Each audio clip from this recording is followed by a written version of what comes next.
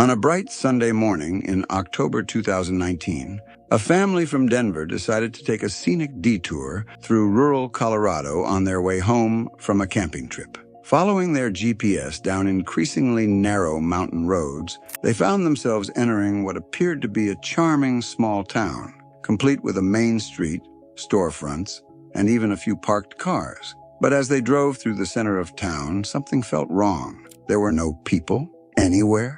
The storefronts had lights on and merchandise displayed in the windows, but no customers. The parked cars looked clean and well-maintained, but no one was getting in or out of them. Even stranger, they could see into some of the houses, and while the furniture was arranged perfectly and the lights were on, there wasn't a single person to be seen. What this family had stumbled upon was something far more unsettling than a typical ghost town. This wasn't a place that had been abandoned due to economic hardship or natural disaster. This was a town that appeared to be completely functional, completely maintained, and completely empty of human life. But here's what makes this discovery truly chilling. This Colorado town isn't unique.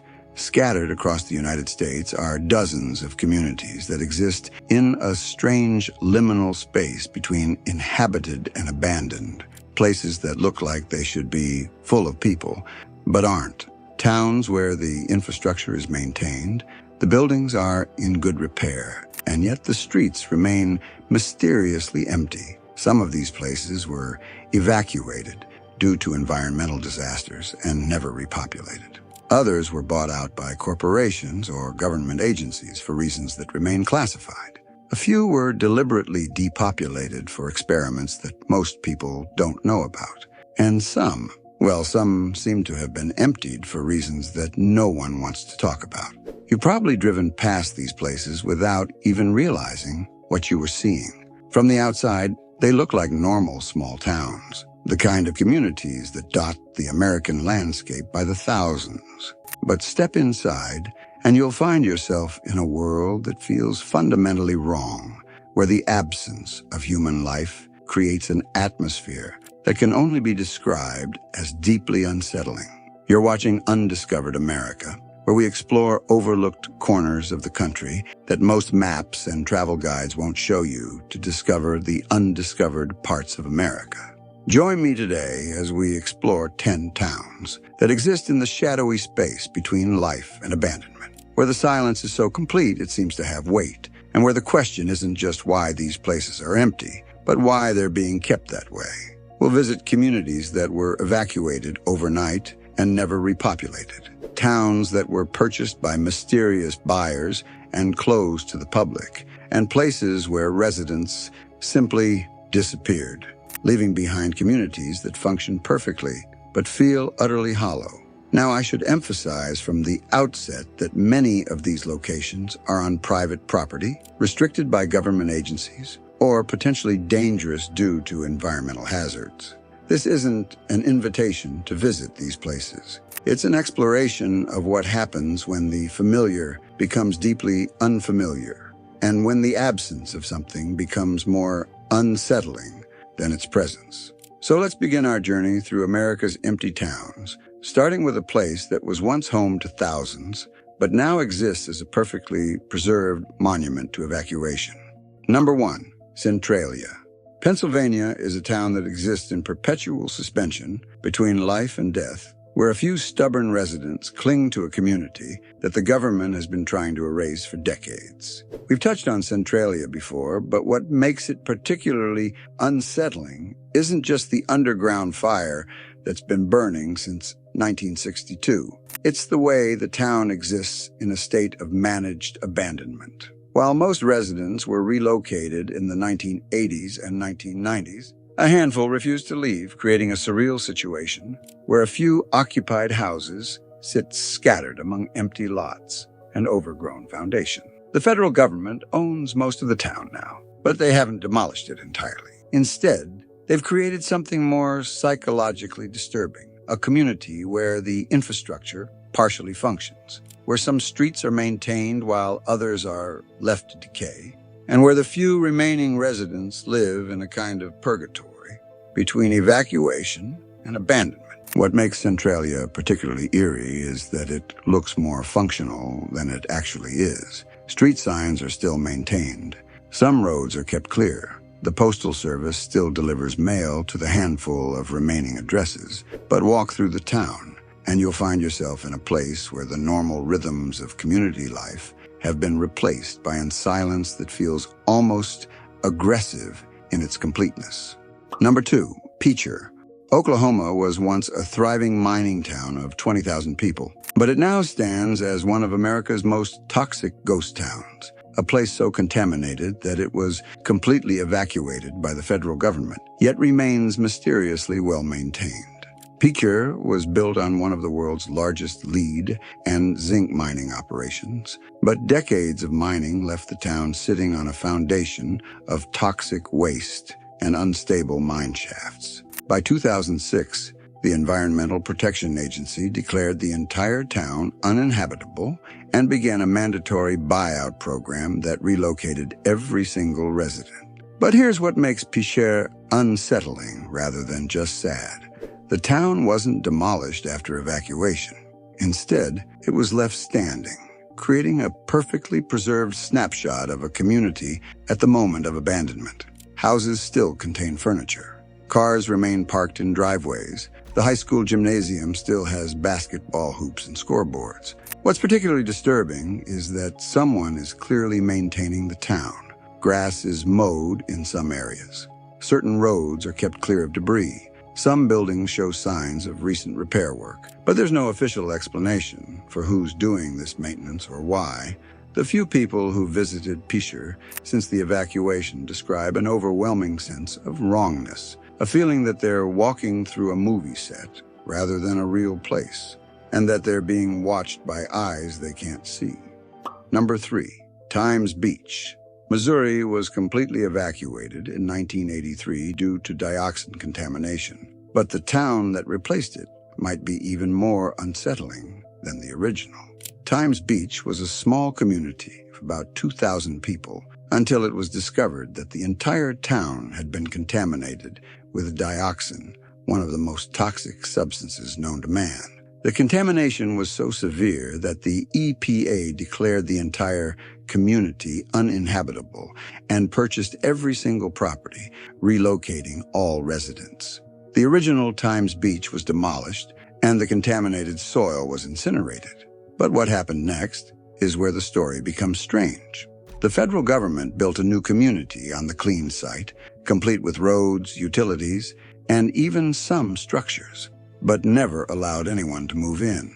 Today, Times Beach exists as a fully functional town with no residents. The infrastructure is maintained by federal contractors. The roads are kept in good repair. There are even streetlights that turn on at night. But no one lives there, no one works there, and public access is strictly controlled. Some researchers believe Times Beach is being used as a testing ground for decontamination techniques. Others suggest it's a training facility for federal agencies. But official explanations are vague, and the town continues to exist in a state of empty functionality that feels more like science fiction than reality. Number 4, Gilman. Colorado was evacuated in 1984 due to toxic contamination from mining operations, but the town remains surprisingly intact and apparently maintained, despite being closed to the public for nearly 40 years. Gilman was a company town built around a lead and zinc mine that operated from 1886 to 1984. When the mine closed, the EPA discovered that decades of mining had contaminated the entire town with heavy metals and other toxic substances. All 300 residents were evacuated, and the town was sealed off from public access. But unlike many contaminated towns that were demolished, Gilman was left standing. And here's where things get strange. Despite being abandoned for nearly 4 decades, the town appears to be in remarkably good condition. Satellite imagery shows that buildings are maintained, roads are clear, and there are even signs of recent construction activity. The official explanation is that the site is being monitored for environmental cleanup, but the level of maintenance suggests something more active than simple monitoring. Some buildings appear to have been renovated. New equipment has been observed in the town, and there are reports of regular vehicle traffic in and out of the supposedly abandoned community. Access to Gilman is strictly prohibited, with the site patrolled by private security. The few people who've managed to get close describe a town that looks almost too perfect, as if it's being maintained as a functioning community, just without any residents. Number 5. Cahaba, Alabama was once the state's capital, but it now exists as something between a historical site and an empty town, a place where the buildings are maintained but no one is supposed to live. Cahaba was Alabama's first state capital and a thriving river town until the capital was moved and the community began to decline. By the early 20th century, most residents had left, and the town was essentially abandoned. But in recent decades, something unusual has happened. The state has invested heavily in preserving Cahaba, but instead of creating a typical historical park, they've maintained it as something that feels more like a functioning town. Roads are paved and marked. Some buildings have been restored to full functionality. There are even modern utilities running to certain structures. But here's what's unsettling. Despite all this infrastructure, Cahaba remains almost entirely unpopulated. There are a few caretakers and researchers, but the town that could easily house hundreds of people remains mysteriously empty. Visitors describe feeling like they're walking through a town that's ready for residents who never arrive. Some historians suggest that Cahaba is being maintained for future development. Others believe it's being used for research purposes. But the level of infrastructure maintenance far exceeds what would be needed for historical preservation, creating a community that exists in a strange state of readiness for a population that doesn't exist. Number 6. Kerwin. Wyoming was a gold mining town that was abandoned in the 1940s, but recent satellite imagery suggests that someone has been maintaining and even expanding the supposedly empty community. Kerwin was founded in 1885 during a gold rush, but harsh winters and declining ore production led to its abandonment by the 1940s. For decades, it existed as a typical ghost town, deteriorating buildings slowly being reclaimed by the Wyoming wilderness. But something changed in the 1990s. Satellite imagery from that period shows that buildings in Kerwin began to be repaired and maintained. New structures appeared. Roads that had been impassable for decades were cleared and graded. By 2010, the town looked more functional than it had in 70 years. What makes Kerwin particularly mysterious is its remote location. The town is accessible only by a difficult mountain road that's impassable for much of the year. There's no cell phone service, no utilities, and no official reason for anyone to be there. Yet the maintenance continues. The few hikers who've reached Kerwin in recent years describe a town that looks ready for habitation but feels completely empty. Buildings are in good repair, but there are no signs of recent human occupation. Equipment is present, but no one is seen operating it. It's as if the town is being maintained by invisible caretakers for unknown purposes.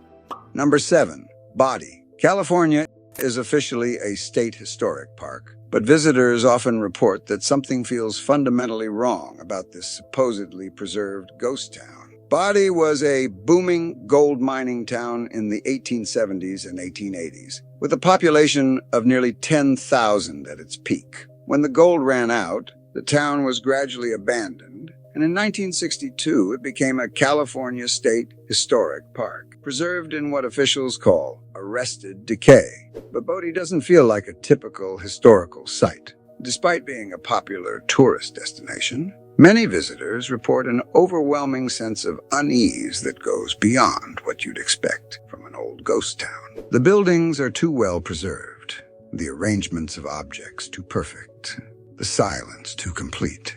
What's particularly unsettling is that Bodie is maintained to look exactly as it did when it was abandoned. But this requires constant work that happens largely out of public view. Buildings are stabilized, Artifacts are arranged and rearranged, and the town is kept in a state of perfect abandonment that feels more artificial than authentic. Some visitors report seeing figures in windows of supposedly empty buildings. Others describe hearing sounds of activity, hammering, voices, footsteps that stop abruptly when investigated. Park officials dismiss these reports, but the frequency of such experiences suggests that Body might not be as empty as it appears. Number 8. Glen Rio, Texas, New Mexico straddles the border between two states and exists in a legal and practical limbo that has left it perfectly preserved but completely empty. Glen Rio was a Route 66 town that thrived during the highway's heyday, but was bypassed when Interstate 40 was built. The town gradually emptied as businesses closed and residents moved away. But instead of being demolished or deteriorating naturally, Glen Rio has been frozen in time. The town exists in a unique legal situation because it spans two states, creating jurisdictional complications that have prevented normal development or demolition. As a result, Glen Rio remains exactly as it was when it was last inhabited. Buildings intact, signs still readable, infrastructure still functional. But here's what makes Glen Rio unsettling. Despite being abandoned for decades, the town shows signs of regular maintenance. Buildings are stable, roads are clear of major debris, and some structures appear to have been recently repaired. Yet there's no official caretaker, no government agency claiming responsibility, and no clear explanation for who's doing this work. Visitors to Glen Rio describe a profound sense of isolation that goes beyond the town's remote location. It's as if the place exists in a bubble outside normal time, where the past has been preserved, but the present never quite arrives. Number 9. Rhyolite. Nevada was once a thriving mining town of 5,000 people, but it now exists as something between a ghost town and an art installation, a place where reality and artifice have become impossible to distinguish. Rhyolite boomed during a gold rush in the early 1900s, but was completely abandoned by 1920 when the mines played out. For decades, it was a typical desert ghost town, slowly deteriorating under the Nevada sun.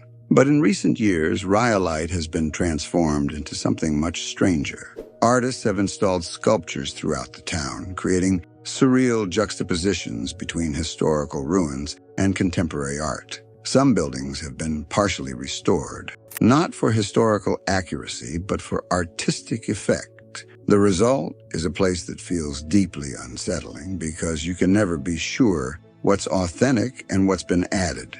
Are those figures in the distance other visitors, or are they sculptures? Is that building original, or is it a modern recreation? The uncertainty creates a sense of disorientation that many visitors find profoundly disturbing. What makes Rhyolite particularly eerie is that the art installations are maintained and occasionally modified. But this work happens largely out of public view. Visitors report arriving to find new sculptures that weren't there on previous visits, or discovering that familiar landmarks have been altered in subtle ways. Number 10. Monowi. Nebraska is technically not empty. It has a population of 1, but it might be the most unsettling place on this list because of how deliberately it's being maintained as a functioning town for essentially no one. Monowi reached its peak population of 150 in the 1930s, but like many Great Plains communities, it gradually emptied as agricultural changes and economic pressures drove residents away. By 2000, only 2 people remained, Rudy and Elsie Eiler. When Rudy died in 2004, Elsie became the town's sole resident. As the only person left, she serves as mayor, librarian, and bartender of the town's only business. She pays taxes to herself, grants herself a liquor license, and files municipal reports for a town with a population of 1. But here's what makes Monowi unsettling. The town continues to function far beyond what would be necessary for a single resident. The infrastructure is maintained. The library is kept stocked and operational. The bar serves customers who drive from hundreds of miles away, It's as if an entire community's worth of civic infrastructure is being maintained for one person. Visitors to Monowi describe a profound sense of displacement, as if they've wandered into a place where normal social rules don't apply. It's a functioning town with all the trappings of community life, but no community. It's a place where the form of a town has been preserved long after its substance has disappeared. So what do these 10 empty towns tell us about America, and about what happens when communities exist without the people who give them meaning? First, there's the unsettling realization that many places we think of as abandoned are actually being actively maintained by someone, for reasons that aren't always clear or officially acknowledged. These aren't ghost towns in the traditional sense. They're places that exist in a strange liminal space between abandonment and habitation. Second, there's the psychological impact of experiencing a place that has all the infrastructure of community life, but none of the human activity that gives such infrastructure meaning. These towns feel wrong in a way that goes beyond simple emptiness. They feel like stage sets waiting for actors who never arrive. Third, there's the question of why these places are being maintained at all. In some cases, the official explanations involve environmental monitoring, historical preservation, or legal complications. But in others, the level of maintenance and the secrecy surrounding it suggest purposes that aren't being disclosed to the public. Perhaps most importantly, these empty towns force us to confront what makes a place feel alive versus what makes it feel dead. It's not just the presence or absence of people. It's the presence or absence of the unpredictable, organic activity that comes with genuine human habitation. These 10 towns exist as monuments to the idea that infrastructure without community is fundamentally hollow. They're places where all the physical elements of town life, buildings, roads, utilities, services, continue to exist, but where the social and cultural life that gives these elements meaning has been removed or never develops. Walking through these empty towns, you're confronted with the realization that what makes a place feel alive isn't just buildings and infrastructure. It's the constant small-scale chaos of human activity. It's children playing in yards, neighbors talking over fences, traffic moving unpredictably, lights going on and off in different patterns. Remove that human element, and what remains is something that looks like a town but feels fundamentally artificial. A collection of structures that serve no real purpose, maintained by invisible hands for reasons that may never be fully explained. The next time you drive through small-town America, remember that not every community that looks inhabited actually is. Hidden among the thousands of small towns that dot our landscape are places that exist in the shadows between life and abandonment, communities that function perfectly but feel utterly empty, maintained by people you'll never see for purposes you'll never fully understand. These towns aren't just geographical curiosities. They're windows into what happens when the familiar becomes unfamiliar, when the presence of something becomes less unsettling than its absence, and when the question isn't what happened to the people who used to live here, but who's still here, keeping the lights on in towns that shouldn't exist.